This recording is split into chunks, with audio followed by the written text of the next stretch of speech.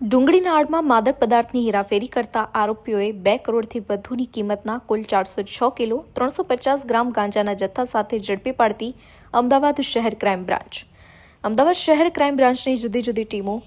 NDPS act હેઠળની કાર્યવાહી હાથ ધરી નશીલા પદાર્થોનું વેચાણ કરતા તેમજ સેવન કરતા વ્યક્તિઓ વિરુદ્ધ અસરકારક કામગીરી કરવા સતત પ્રયત્નશીલ હોય તે દરમિયાન ગઈકાલે તારીખ 13/2/2026ના રોજ ક્રાઇમ બ્રાન્ચની ટીમને સચોટ માહિતી મળેલ હતી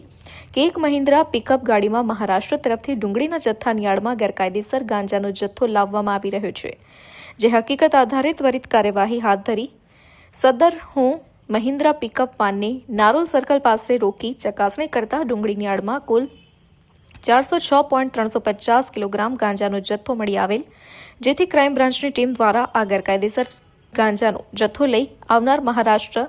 રાજ્યના ધુલે જિલ્લાના 2 વ્યક્તિઓની ધરપકડ કરવામાં આવી અને એનડીપીએસ એક્ટ હેઠળ ગુનો નોંધી વધુ તપાસ હાથ ધરવામાં આવી.